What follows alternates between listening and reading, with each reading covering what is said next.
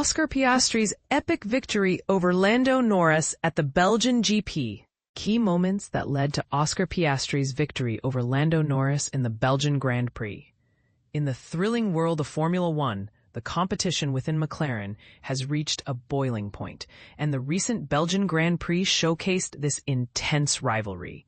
Here, we delve into 3 pivotal moments that allowed Oscar Piastri to outpace his teammate Lando Norris in a fiercely fought race. Piastri's daring move at Eau Rouge. The race's defining moment came during the rolling start, after a safety car period that lasted 4 laps.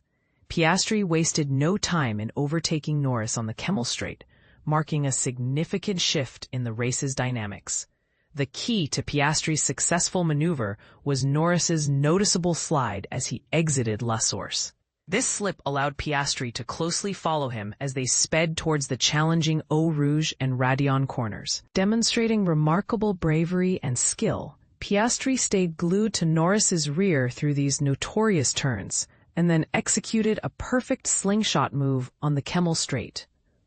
I recognize that the first lap was likely my best opportunity to secure the win, Piastri reflected. I had a strong exit from turn 1 and aimed to be as bold as possible through Eau Rouge, managing to stay close. I decided to lift off a bit less than Lando, which helped me maintain traction. It felt intense in the car, but upon reviewing the onboard footage, it seemed less daunting than it felt at the time. I knew I had to be fully committed to make that move work. Interestingly, the groundwork for Piastri's overtake was laid earlier during the stretch between Stavelot and Blanchimont. As Norris set the pace for the restart, Piastri quickly positioned himself behind his teammate, applying pressure that effectively diminished Norris's advantage from the rolling start. Although Piastri couldn't overtake until they reached the start-finish line, he remained within 2 car lengths, which ultimately pressured Norris into a mistake at turn 1. Strategic acceleration and tactical lifting. Telemetry data revealed that Piastri was so close to Norris exiting turn 1 that he strategically reduced his throttle to 75% before entering Eau Rouge. This tactical lift allowed him to create enough space to maximize the benefit of the slipstream without compromising his speed through the climb to Radion. Team principal Andrea Stella noted, "The overtake was possible because it's quite challenging for the leading car to maintain its position into turn 5. It's not impossible, but it requires a significant advantage at the finish line, which Lando didn't have at the restart. He didn't help his cause by not establishing a sufficient gap. Norris himself acknowledged that Piastri would have likely passed him regardless. I didn't execute turn 1 perfectly, so it's hard to gauge how much that affected the outcome. Oscar managed to get by me quite effortlessly. Even if I had a better turn 1, his momentum and the slipstream would have likely still allowed him to overtake me," he admitted. Norris also expressed confusion over why he depleted his battery as Piastri passed him. His engineer clarified that the battery usage was normal during the restart and not due to any specific issues affecting Norris's performance. There was a minor anomaly in battery usage at the restart, which affected both drivers similarly, Stella explained. "We're still analyzing the data, but this is the preliminary feedback I've received. Goodbye, Oscar, after the late pit stop." By taking the lead, Piastri positioned himself advantageously as the track conditions shifted from intermediates to slick tires. Being the first in line for a pit stop gave him a crucial edge in decision-making. Piastri and his race engineer had already discussed the possibility of a pit stop in case of a safety car, demonstrating foresight in their strategy. When Lewis Hamilton was the first to switch to medium tires on lap 11 and immediately clocked the fastest second and third sectors, it became an easy choice for Piastri to follow suit. Norris and his engineer were also weighing their options, considering whether to double stack or stay out for an additional lap. Neither choice was particularly appealing, but Norris faced the consequences of being overtaken by his teammate.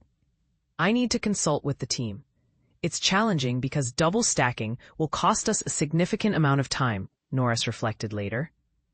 Looking back, we might regret not pitting earlier, especially since the slick tires were performing much better at that point. We should have boxed sooner, but no one made that call until Lewis did it a lap ahead of us. It was just more frustrating for me that Oscar had a good lap, and I had to stay out one more lap. That's racing. A slow front left tire change further complicated Norris's situation, resulting in Piastri gaining an 8-second lead by the time Norris rejoined the track. Watching the pit stop replay in the cooldown room, Norris sighed, "Bye, Oscar," acknowledging the gap that had formed. A modern-day Alain Prost. Despite the setback, Norris gave himself a fighting chance by opting for hard tires while Piastri chose medium tires. With Pirelli enforcing a gap between tire compounds, Piastri's medium tires were the softer C3, while Norris's hard tires were the much less favored C1. The C1 had been largely overlooked by teams until race day, resulting in limited data on its performance. However, a 30-plus lap stint on a single set of mediums seemed ambitious, raising questions about whether Piastri could finish without another stop. For me, the medium was the safest choice at that moment, Piastri stated. However, I had considered going for hard tires if I found myself in second place, anticipating that would be Norris's likely decision. I felt comfortable on the mediums for about 5 laps, but when I noticed that the hard tires on Lando's car were performing comparably to the mediums, I started to feel anxious, especially with nearly 25 laps remaining. Norris did not consciously choose hard tires to create a strategic difference from Piastri.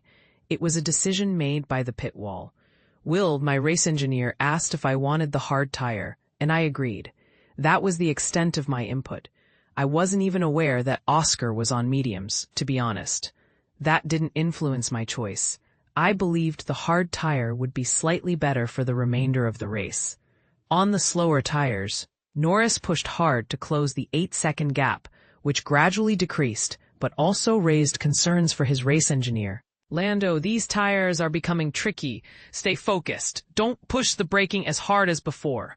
You're naturally quicker," Joseph reassured him, emphasizing that Norris didn't need to exceed the tire's thermal limits to catch up to Piastri.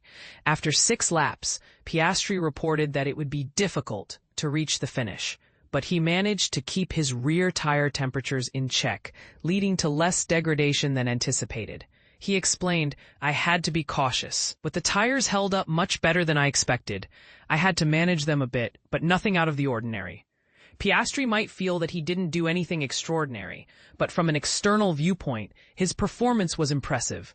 From his second lap at full racing speed on slicks, on lap 16 until the penultimate lap, Piastri exhibited remarkable consistency. He gradually improved his lap times to a mid-1 minute 46 seconds and maintained that pace for over 20 laps, deviating by no more than 3/10, reminiscent of a modern-day Alain Prost. Towards the end, he increased his speed for 3 laps in response to Norris, confident that his medium tires would last until the end. No regrets for Norris. Norris's lap charts tell a different story, primarily because, unlike Piastri, he had to push hard rather than conserve his tires. From lap 24, Norris was consistently 2 to 3/10 faster on average, which would have positioned him behind Piastri in the final stages. However, 3 costly mistakes, each costing him over a second, dashed those hopes as he crossed the finish line, 3.4 seconds behind. On lap 26, Norris lost control entering Puhan, causing him to drift into the runoff area. He then locked up his right front tire into turn 1 on lap 34 and went wide in the same corner on lap 43. While singling out these 3 errors may seem overly critical given the low grip conditions, they starkly contrasted with Piastri's flawless execution throughout the race. Lando had a couple of lockups in turn 1 and experienced a bit of oversteer in turn 9, which cost him valuable time. "I believe this ultimately prevented us from having a more exciting battle at the end," Stella acknowledged. However, it's worth noting that Oscar also had a few moments in turn 1 where he lost time. It's incredibly challenging to push to the limit under these conditions. Final thoughts. Lando Norris ultimately conceded that Oscar Piastri deserved the victory in Belgium, despite the differing tire strategies. It's all about shoulda, woulda, coulda, so I won't dwell on it. Oscar earned it. He was braver through Eau Rouge, capitalized on the slipstream, and made his move. After that, there was nothing more I could do. In the final laps, I had the grip advantage, but my pit stop wasn't ideal, and I lost 8 or 9 seconds just by being the second car to pit. Catching Oscar from that gap is quite an accomplishment. I gave it my all, but it just wasn't enough. Edd Straw's 2025 Belgian Grand Prix, driver rankings and weekend highlights. The 2025 Belgian Grand Prix was a thrilling event that will be etched in the memories of Formula One fans for a long time. But here's the thing. It was also a weekend that highlighted the incredible talent of some drivers, while others struggled to make an impact. The question on everyone's mind is, who were the standout performers and who failed to deliver? Let's dive into Edd Straw's driver rankings and find out. The rankings are based on a comprehensive evaluation of each driver's performance across the entire weekend, taking into account their pace, racecraft, consistency, and ability to minimize mistakes. It's essential to note that these rankings are not a reflection of the driver's overall abilities, but rather a snapshot of their performance on a given weekend. With that in mind, let's explore the top performers. Charles Leclerc, for instance, had an outstanding weekend, maximizing the potential of his Ferrari and even outperforming Max Verstappen in qualifying. His impressive drive in the race, where he held off Verstappen despite struggling for grip in the wet, was a testament to his exceptional skills. On the other hand, Oscar Piastri had a phenomenal weekend, securing pole position and winning the sprint. Although he didn't quite maximize his qualifying and sprint performance, his pace in the main event was undeniable, and he always seemed to have his teammate covered. Meanwhile, Max Verstappen's performance in the sprint was nothing short of brilliant, splitting the McLarens in qualifying and passing Piastri on the first lap. However, he failed to replicate this form in the main event, leaving some to wonder what could have been if the race had unfolded differently.